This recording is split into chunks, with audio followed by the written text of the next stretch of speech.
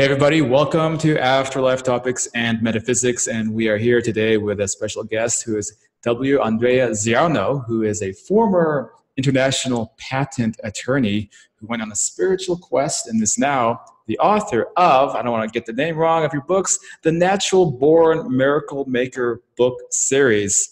And you know how things are with like manifestation, synchronicity, so I've just bumped into Andrea here in the outskirts of Barcelona and staying in the same hostel. Now, keep in mind, I'm only in Barcelona because I met, if you've been following this channel, you know I met L. Light, the channeler ufologist, I guess I would describe her as, back in India like months ago. So that's why I'm in Barcelona. And now in Barcelona, I meet up with Andrea. So everything, you know, is just, and that's not even counting all the people I've met on my trip who I haven't put on the show, but like I was supposed to meet, or like weird synchronicities have happened that led me to meeting somebody who like was looking for a copy of my book or something. And then I'm there and I have the book. Crazy stuff like that's been happening, amazing. You know, so that was once, that was back in Macedonia. But anyway, so here we are. And so probably, I don't know if any of you guys watch my travel videos on YouTube, but I'm in the world's creepiest. Oops, people are bugging me on Facebook. I need to probably close out of this. Okay, I am back. Okay, so I'm in the world's creepiest hostel. So up above us are all these weird alchemical experiments in jars, and you know nobody knows what these are. That's super creepy. There's like things in the jars, and I can't quite identify what they are. There's chemicals and substances that have clearly been sitting in there for like 30, 40 years. And that's just one element of the world's creepiest hostel. So here we are. Well, we have another synchronicity, Cyrus. My first degree is in chemistry from the University of Chicago, so yeah, we were meant to be here. Well, you know, maybe you can identify what these are and make sure it's not poisoning the hostel. And actually, and then over to my left is the mysterious double candelabras that are like, why are they positioned like that? Why are they there? Why don't they match anything else? Put them there like that. And yeah, that's also super creepy. All right, so we'll just get going in just a second. Once I figure out which blasted window is open that people are still messaging me on. Okay, I think I found it. Anyway, so Andrea, so basically just to get started, can you tell us a little bit about your background? What led you on the quest you're on right now that led to creating your book series, which appears to be a pretty popular book series, and how that's going for you? Maybe just let people know a little bit about you. So. Sure. Well, I'm originally a native Chicagoan, and I did my undergraduate degree at the University of Chicago with the first degree in chemistry. In the matrix completely, not spiritual, not aware of the law of attraction, law of creation at all. Went to law school, became a patent lawyer for over 20 years, and also an inventor. And then basically my soul journey took me to, of all places, the Ukraine. And in the Ukraine, I met the reincarnation of my friend Albert from Chicago. Albert came back as a girlfriend, Lena, who I spent 2 years with. I met the reincarnation of my mom also. It's a fascinating story that's covered in the books, all factually documented. So it's basically a spiritual soul journey that was supposed to happen, as we all have spiritual soul journeys in life. Wow, that's, you know, that's really wild. And oh, by the way, hello, Kathleen. Welcome. So that's really wild, and that's, you know, something I'd love to talk about is the idea of meeting somebody you knew who passed away here, and then you're meeting them again in a reincarnation context. And it's super interesting. Hey, Kathleen, I'm going to have to mute you, I think. But go ahead and stay around. I'll unmute you when the interview is done, and if you want to ask questions. Yeah, so it's really wild. And so I just met you a few hours ago. Right. So unfortunately, I haven't had time to read or look into your books. So maybe you could talk to us a little bit about that story of meeting these people you knew who are the reincarnations of people that you knew already from this life, right, or how you're able to identify them as the reincarnations. Can you just kind of walk us through from your books, like what the story was? Because I'm super curious. I want to know. Oh, the story is quite fascinating.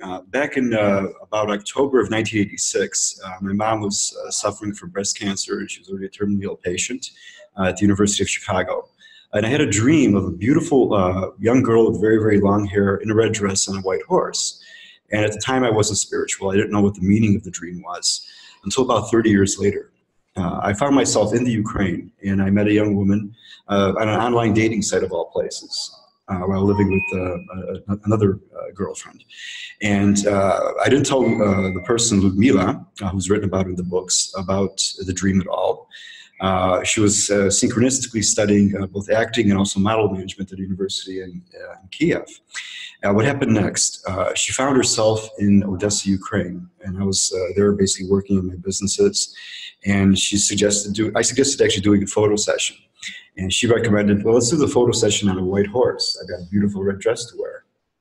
And at that point, I remember the dream. And I said, Ludmila, I think you're the reincarnation of my mom. But I wasn't really sure about it at that time, and neither was she. We wound up parting ways at the time. And ever since then, I've been trying to take and reconnect with her. It's basically a soul-to-soul connection, soul-to-soul family connection that Paulo Coelho talks about in his books, in Soul Family Agreement. So what happened next? About 3 or 4 years ago, and my mom, by the way, passed away in 1986. Our home address, synchronistically, was 4511 South St. Louis in Chicago. My mom passed away at the age of 45. Synchronicities. Things were supposed to happen that way. She died in hospital room number 612 at the University of Chicago on the 6th of December. 612 synchronicity again appears. But all of our experiences in life, including life and death, are really synchronized by universal consciousness. And once you have a third eye awareness of it, you get to basically understand, who was the person that I'm now meeting in a previous life, and how were they with me, and what roles were they were? Because we all come back in different roles ultimately. And then when I went to visit Ludmila again in the Ukraine, I went to the GPS location where she was posting her Instagram photos, the exact GPS coordinates, trying to basically reconnect with her. At that GPS location is a car with license plates 1986. Okay. The exact GPS coordinates. So it's certainly a non-random event. I mean, it's all synchronized, and it points to the previous life of Ludmila. Ultimately as my mom. And in terms of other synchronicities, I've got documented maybe roughly 10,000 photographs of all of these different events and different experiences. There is a phenomenon called the natural law of synchronicity. It's very much like the natural law of reincarnation. Our souls keep coming back in different forms here on this planet, and of course others. But it's something that is a big message that the Western world needs to understand. Most of the Eastern world does understand that we do come back, and our souls simply come back in different costumes ultimately. So with Mila, and when your mom passed away, was there like a link between like her time of death and Mila's time of birth? Or? I haven't checked that.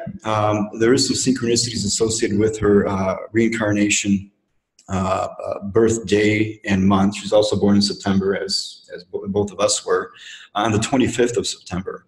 And I was born on the 7th of September at 1 o'clock in the morning.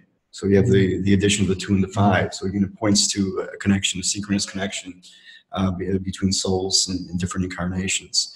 There's a fascinating book also by a gentleman. It was published in 1991, and it's about General George Patton in the U.S. He remembered all of his previous lives. And he was very, very public and vocal about his previous lives, and all of his previous lives prepared him for that current incarnation to basically be a warrior and to fight fascism and so forth. But that book's published in 1991. It's available on the internet. Absolutely another fascinating book about reincarnation. And was there anything else that, during the time with Mila, that like other things that happened between you and her that pointed toward her being your mom, like other like dreams or events or anything like that you can think of? Yeah, well, during the time I was with her, not really, but afterwards, during the point of our separation, physical separation at this moment, I have had a number of dreams where basically she's appeared in the dreams. I've had a number of periods where my mom's soul's also appeared in the dreams, even though in physical form, it's now my mom's soul's animating Ludmila's body. And that really points to the fact that we can come back in multiple dimensions. All of us exist, in essence, in the present moment. Our past lives, our current present lives, and also our future lives exist only in the present moment. The illusion of time exists to have our minds make sense of an experience of a life thing. Because if everything happened at once, if you saw all of your past lives, future lives, and present lives at once, it would be mind-boggling for the human mind in its current form. And then there was somebody else that you also met who was a reincarnation. Maybe you can tell us a little bit about that. I met the reincarnation of my friend Albert from Chicago. Albert and I were very, very close childhood and high school buddies. We pretty much did everything together. Al had a heart condition, And at the age of 23, he wound up transitioning into the spirit world. He died. His heart basically gave out. He was in a bathtub. His wife at the time, who was pregnant with his daughter, found him after he came back from I think it was a bridal shower or so. So Al passed away in the late 1980s. I met Alina. So again, the kind of the name synchronicity, Albert, Alina, Al, ultimately, for short. And before we were spiritual and talking about these kind of things, Alina told me, I feel I have a man's soul inside my body. Mm-hmm. Now I understand why she communicated that to me. It was pointing towards the fact that you is Albert. And of course, there are a host of synchronicities I've documented. Albert was born in 1963. Mm-hmm. Alina was reincarnated in 1993. So it's the transposition of the 6 and 9 numbers. They were both born in June, just a few days apart, mm-hmm. in both lives. And again, it's the natural law of synchronicity that points and kind of confirms the natural law of reincarnation. So I have photographs, 5,000 maybe for Alina, maybe 10 or 15,000 around Ludmila's previous life. And also, not only that life, but also other incarnations. We all come back in multiple incarnations, not just one. There was a gentleman I met, I believe, yesterday here at the hospital who was also very spiritual from the Netherlands. And he's communicated to me that he feels he's had around 10,000 lives. So quite a large number. Also, if you look at Neil Donald Walsh's work, Conversations with God, he brings a number of 600 or so previous lives. We all come back in multiple incarnations as we wind up, in essence, demasking ourselves and remembering that we are all are the creator. We come back with lessons, come back with the same soul families, they have fun together, and that's probably why we met. And so what this also means when we're talking about multidimensional types of subjects, it also, it's kind of like we can go to the macro perspective, we can go to the micro perspective. And I think we have to be able to, like an accordion, go in and out of those levels to be able to tolerate existence more or less, right? Instead of being aware of all simultaneous lives that are continually happening. What this means in practical terms, because I know someone's going to freak out about this, is that if you're reincarnating, does that mean that, let's say you have a husband or somebody or wife who's passed away, and does that, if they're reincarnating, does that mean that you will not see them when you pass away because now they're in a different life? Well, I believe you will see that person also, because the existence of that soul in the previous life exists at the same time that soul may be animating a body that is currently incarnate. So it is possible that, in essence, we're omnipresent. So we can basically appear in multiple, we can even appear in a single soul in multiple physical forms, not only physical and, of course, in the afterlife. Mm-hmm.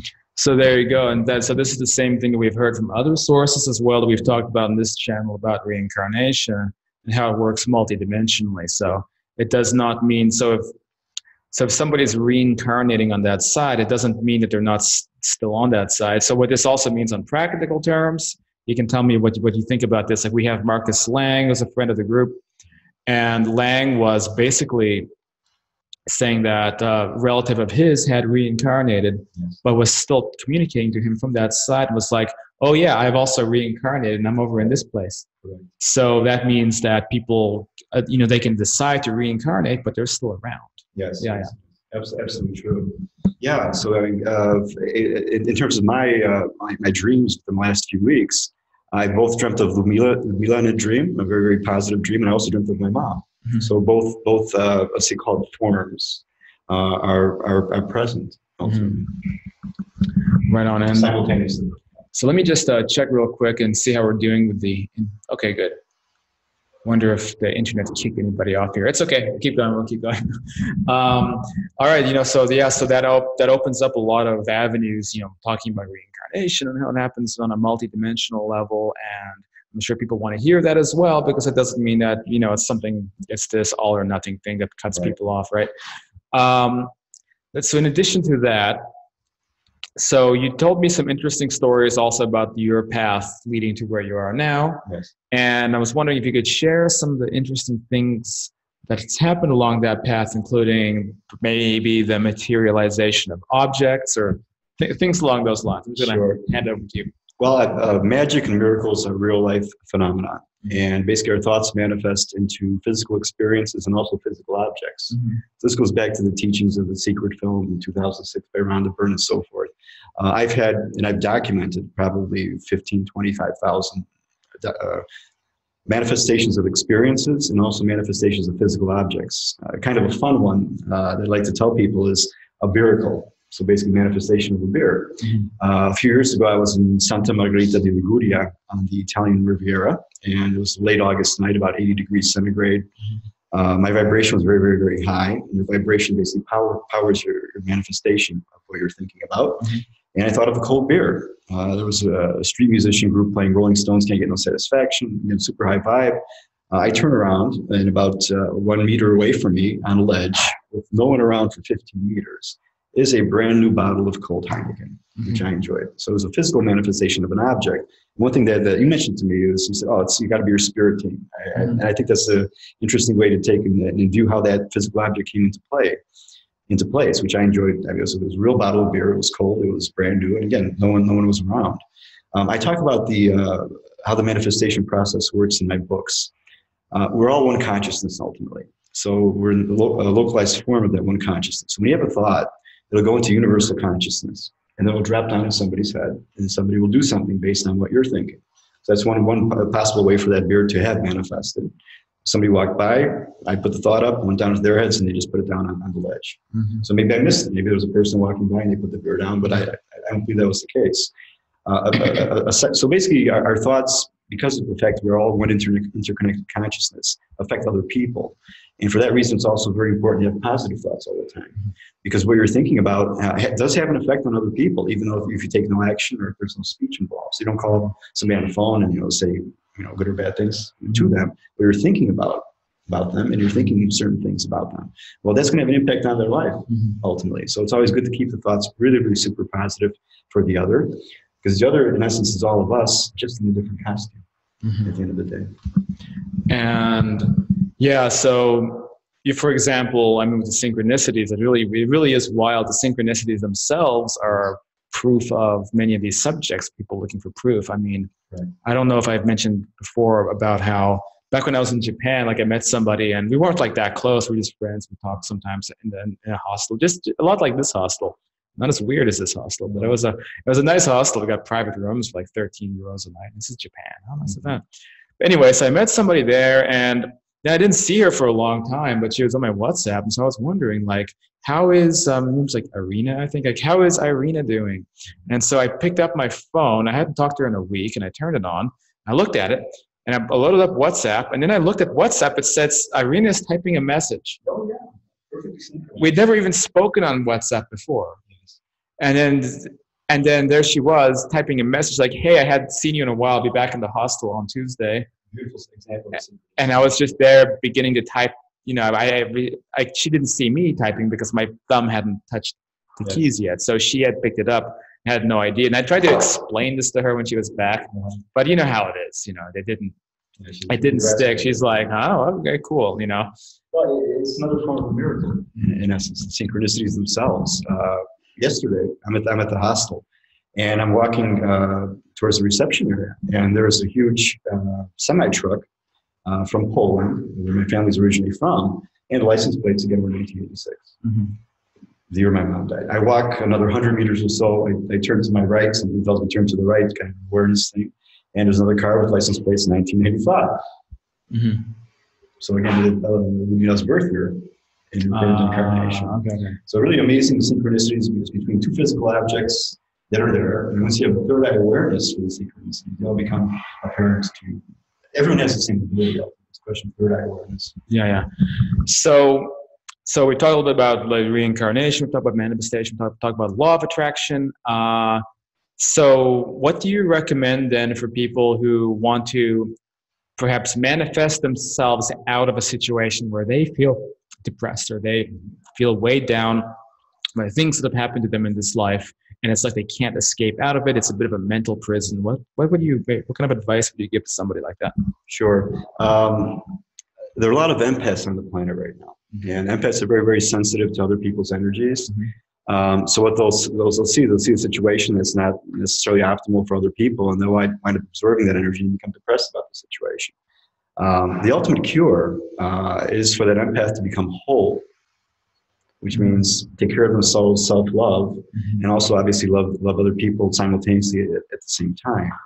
With respect to the mind itself, if a person winds up living in the present moment and has happiness inside them, and then basically manages to control the thought forms that that person creates, namely about the past, the illusion of the past, and the illusion of the future, they're capable of living in a state that's continually happy. Hence, there is no depression. Depression really results from a person thinking too much about the illusion of the past, so they have some type of regrets. I wish I would have done this, or this person did this to me in the past, and they get worried and they go to a low vibrational state with those thought forms. Or they're concerned about the future, or what am I going to do tomorrow, or am I going to get the next paycheck from, or whatever, low vibrational energies the mind creates with thought. So once you return to the present moment, so again, Eckhart Tolle's work, Power of Now, A New Earth, are really superb teaching tools. All teaching tools are great, unless you wind up using what you've learned.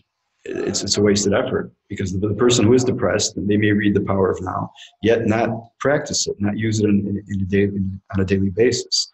Once they do, though, and once they find the happiness that's actually within them, then the depression simply disappears. It's gone. But what about situations where something occurs that's traumatic? Like I was just watching the Bill Burr comedy special, right? And Bill Burr was talking about how he went through this emotional crisis because he had to give away his dog that he loved. And he's like, don't tell my wife, but I think that dog was the thing I've loved the most in my life.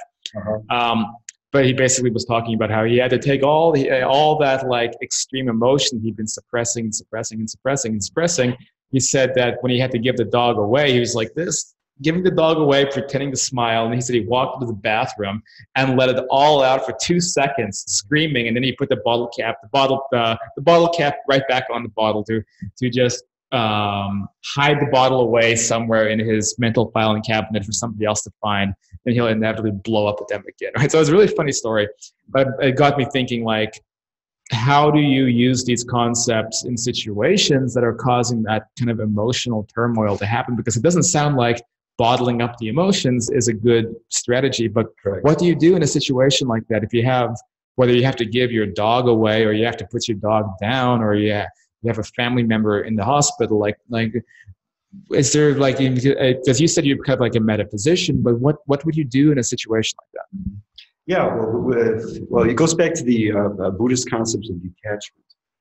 So in a situation where you have something external happening to you, like for example, giving away a dog who you have an emotional connection to, you have to a certain extent, well, actually to a large extent, detach yourself from that external experience. So you still keep the happiness inside you. Obviously, make sure that the dog goes to a good home, so the dog's ultimately happy and so forth. But you have to detach yourself from the external experience itself. Once that detachment is accomplished, once you master what thoughts are creating, you master your emotional state, and you're always happy.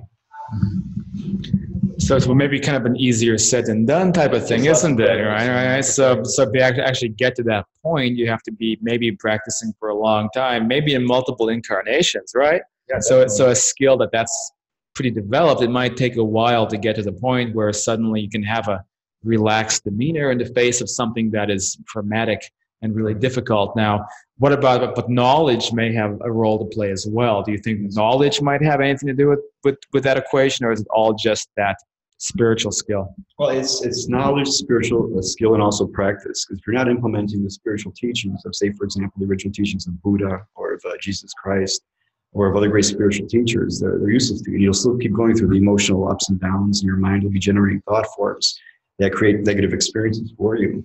So once you master the thought forms that your mind creates at the local level, you have mastery over your body, ultimately, too. You have mastery over your emotions.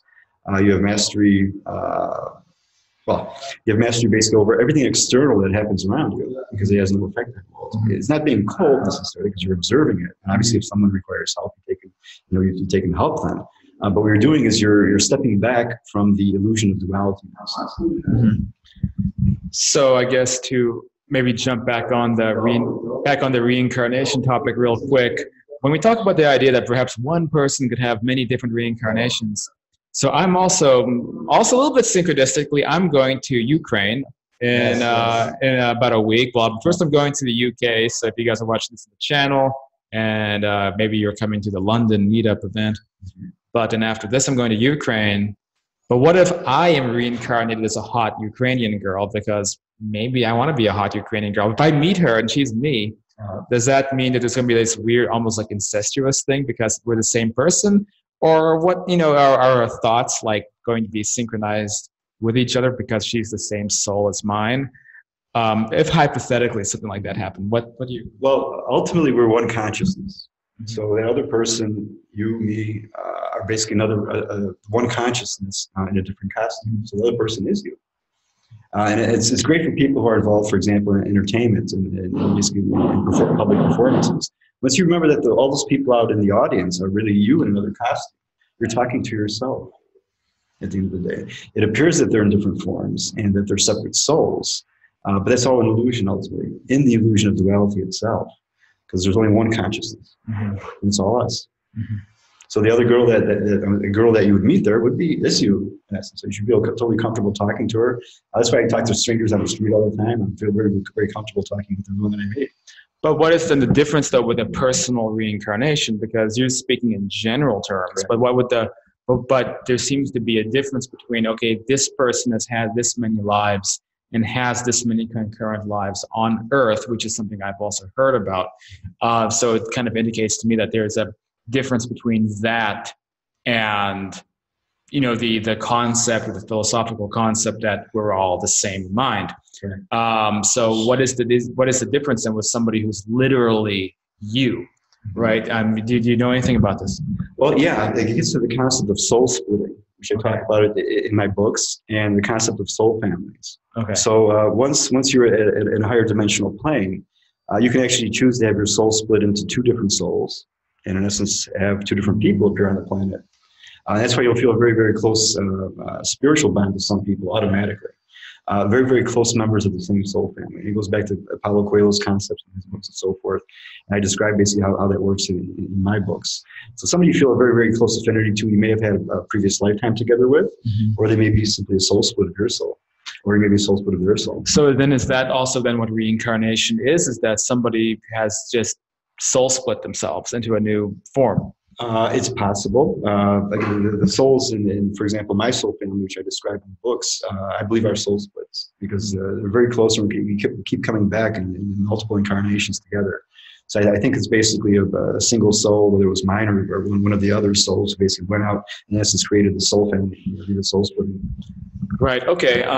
Because then, so an individual who, for example, is not living on this plane, is living in we might call the astral plane in afterlife, then they decide to actually have the soul split.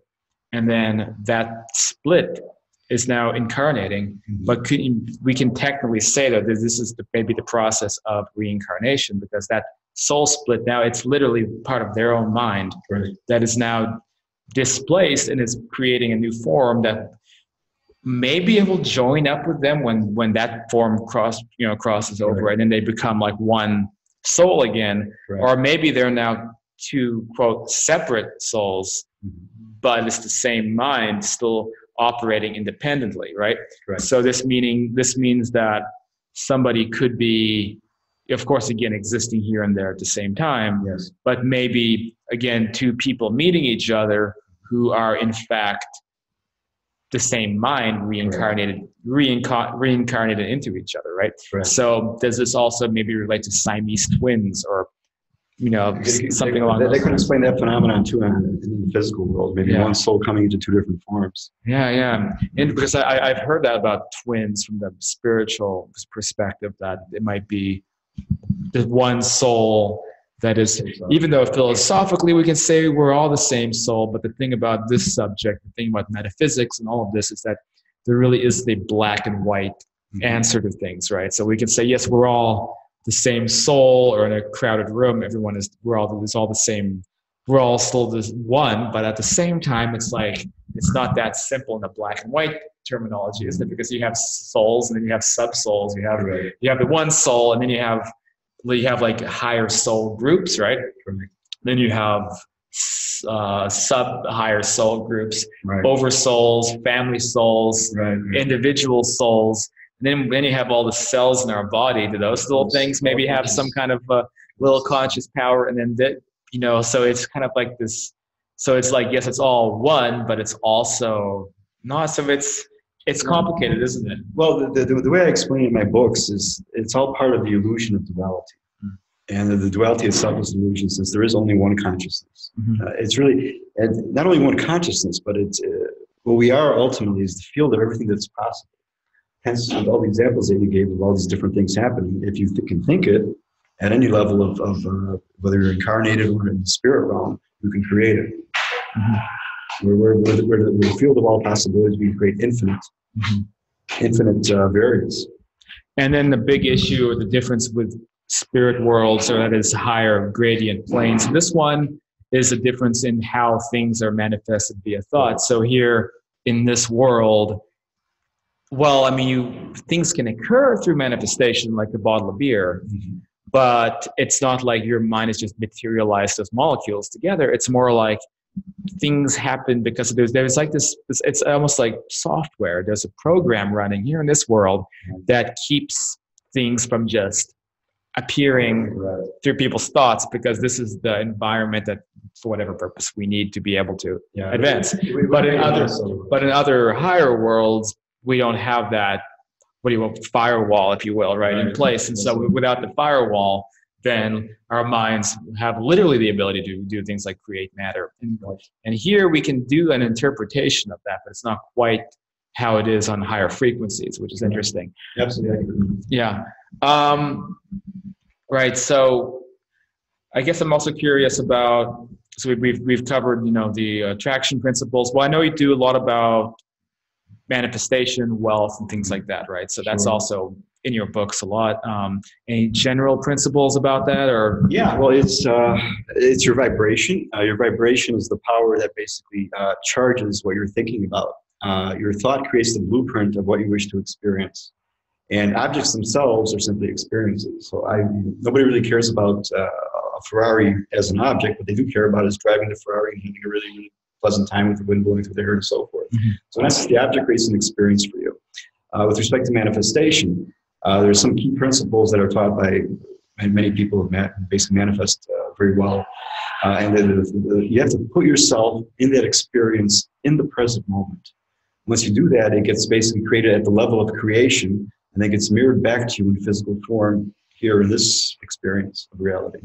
So I'm going to throw a hardball at you, because in the manifestation community, sometimes I feel like I see what could also be a kind of rampant materialism. So people obsessed with, I want to make money, and I want that Ferrari, but they don't actually ask why or what the experience is. And so I've met on my own journey in life, even living in LA, people who are very into the law of attraction, and they're just obsessed with money.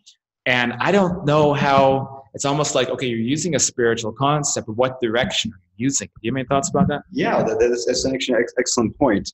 When I do my manifestations, what I teach in the books is that you should always, on your vision boarding process, and also in your intention, always have your manifestation serve your best and highest good, and simultaneously the best and highest good of everyone else around you.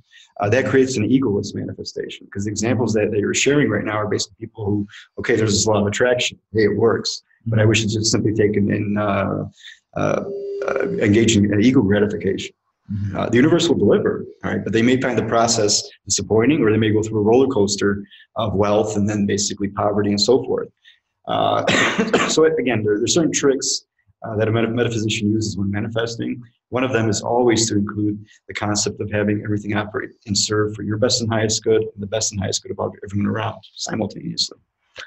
Got it. So yeah, so you have to also be in service to other people, because manifestation happens on a subconscious level as well, right? And so this also relates to how people get into ruts in life, because they have subconsciously put themselves on a path in life where they are bringing in very negative situations, and they don't even realize it. So with the manifestation stuff, the reincarnation stuff, I'm kind of wondering, is there any other elements in your book that you cover, or have we hit on the main ones, or is there some other interesting things maybe you want to share for the audience who might be curious about maybe picking up on your books? Well, basically, what I'm teaching and also sharing things that are ancient truths. I mean, we can go back to ancient Egypt. We can go back to the original teachings of Buddha, of Christ. There's simply a repetition in modern times of what these ancient spiritual teachers have taught. The overall message that I like to take and share with our viewers right now is that we're in the process of a world consciousness shift. That's in essence the remembrance that we're all one consciousness.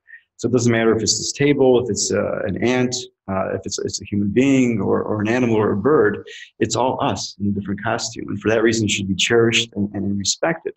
Humanity's gone the route of the ego, where basically a lot of people, in examples like you've given in California, are just going for the ego gratification. They don't care what happens to the planet. They don't care what happens to the rest of them, ultimately.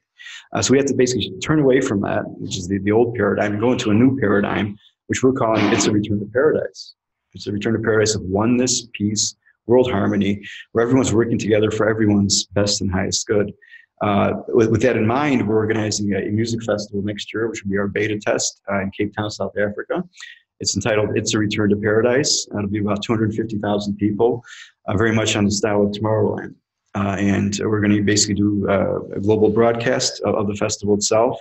And then the following year, we'll do a series of Northern Hemisphere and also Southern Hemisphere festivals.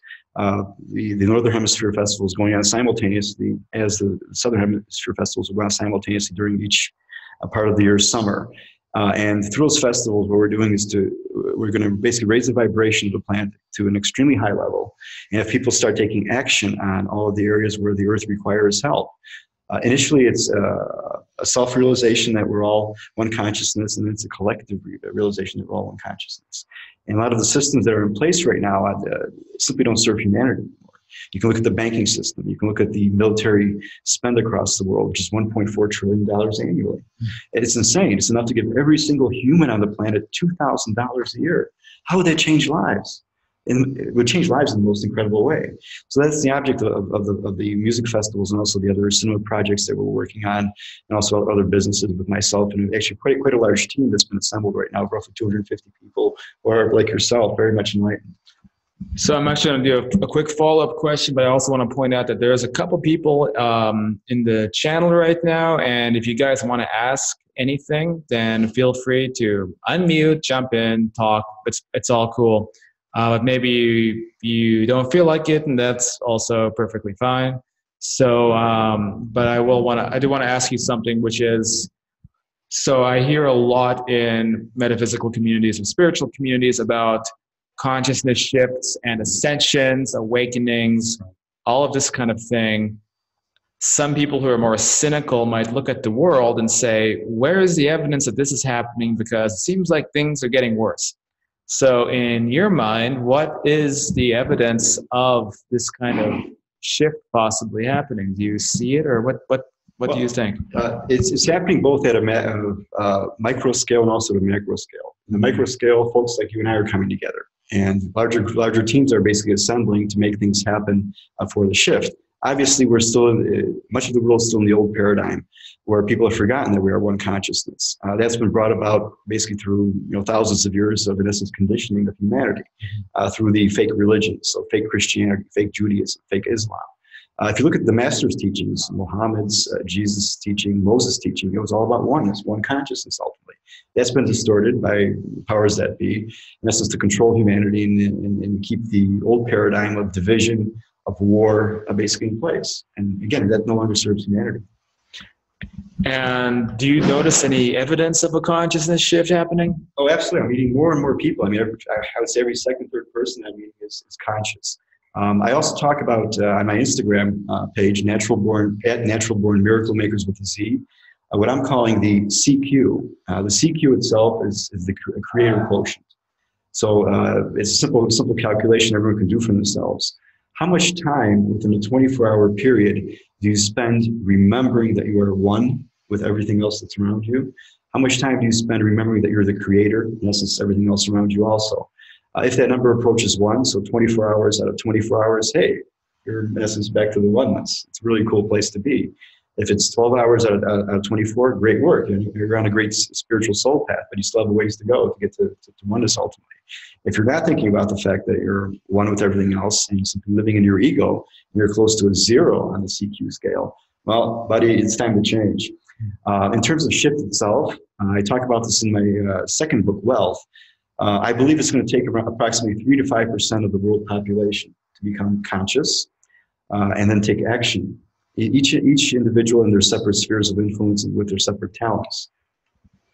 Yeah, it reminds me, I've talked a lot about the collective prayer groups or collective intention groups, experiments that have happened with global consciousness that have affected things like murder statistics and things like that. And so I wrote about that, I believe, a bit in my second book, as well as other concepts along those levels, possible even for smaller groups of people to come along and do a focused like meditation, and that seems to have an effect on the environment. So it's very interesting how that happens. So 3 to 5%, it does seem accurate. And I personally, so I will jump in a little bit. So, because part of me is a bit cynical because I hadn't always seen a consciousness shift. I became more introduced to this concept in the last couple of years. And what I have noticed is that a lot of people are clued in on these subjects. Correct. And it seems to be increasing. For many people, it's a little secret. They don't want to talk about it openly. But well, you can see general trends, too, in terms of veganism.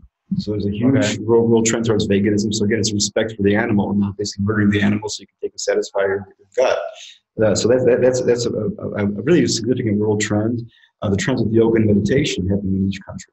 So even though these people may have some religious leanings, they're still going to the spiritual route with respect to yoga and meditation. So there is a very, very large push now going onto the planet to have people become more and more conscious. And in essence, to raise their CQ, their creator quotient. So even those Instagram girls in Bali who just continually do selfies of doing yoga poses, they're on the right track, but they might be a little bit on the ego level as well. So maybe they just need to work on that a little bit, and then they'll be doing the yoga for the authentic purposes. And I don't do yoga, and I probably should, but it's one of those things, So real quick, what kind of music will be at this music festival? Sure. We're going to do basically EDM, but with a soulful twist. Okay. So our team and myself have written about 200 songs. We've modified the lyrics a little bit for our festivals. Well, all music has spells. It's a very, very powerful tool because people are basically vibrating very high, they're dancing, they're in trance. Then once they start hearing the words, they adopt that, and that becomes in essence a massive human-based vision board. Have you seen the Ariana Grande video, God is a Woman? Not yet. But it's the most weirdest occult thing that you'll ever watch. So shadow energy, I don't know what's going on there, but that's some occult shit happening in that video. And I'm not, so big on some of those subjects, the idea like, the Illuminati's, okay, I can't even say that word, YouTube will censor me, the Illumidonkey, as some people call it. I'm not even so big into that, but then you watch that music video by Ariana Grande and it's like, there's something going on here. It's a spell that they're casting on the audience. But so a lot of the music is going to be your guys's, but you don't want to maybe like get a big name in there to maybe draw in a bunch of people. I'm not saying David Guetta, but David Guetta. David's actually one of our artists that will have at the music festivals. Martin Garrix, Armin van Buuren, and EDM. And then we've written the song "Imagine," by John Lennon, and we're going to have Julian Lennon at the initial Beta Festival closing ceremony singing "Image in a World of Peace." Image in. But anyway, so yeah, I'm definitely going to be bugging you about this project. I know you're really busy, so there's hundreds of people on your team, so you must be really busy. So it's great that we had a chance to connect here when you're kind of unwinding here in this hostel up at the foothills around Barcelona. So it's great we had that opportunity. I will again open it up to anybody who's in the video conference chat who maybe is too shy to say anything. If you want to jump in right now and ask a question, then this is a good time to do it. So again, you're the author of the Natural Born Miracle Makers book series. Miracle Maker. You can find this by just sticking this on Google, right? Correct. Or it's on Amazon. I see that Barnes & Noble when I Googled it. So you can find the books this way. And anything else you want to share with the audience or anything else you're working on? Sure. Well, please come join us for the World Consciousness Shift. No matter where you are in your spiritual journey, it's time for all of us to come together and take action to turn the world back into a place where we all remember we're one consciousness, where we have peace on the earth and harmony again. It's time. Right on. So I think with that, and thanks for tuning in, everybody. This is Afterlife Topics and Metaphysics. And if you like this, please go down and hit that subscribe button. Like the video, share the video, and somebody is sending something in the chat. Oh, he's saying bye. Bye. So anyway, like the video, share the video, and if you want to get involved in these kinds of interviews behind the scenes and ask guests questions and support the work, keep me fed on the road and keep basically new projects coming in, then I encourage you to become a patron at patreon.com/Afterlife Topics. You can connect with me personally, do coaching with me. I will help teach you about out-of-body experiences, connecting with your deceased loved ones, and a lot more like that helps keep the operation going. So if you want to get in touch with me, then I'll be waiting to hear from you. And I will basically see you guys on the next video. So Great work, Cyrus. Great work. Thank you, and see you guys next time.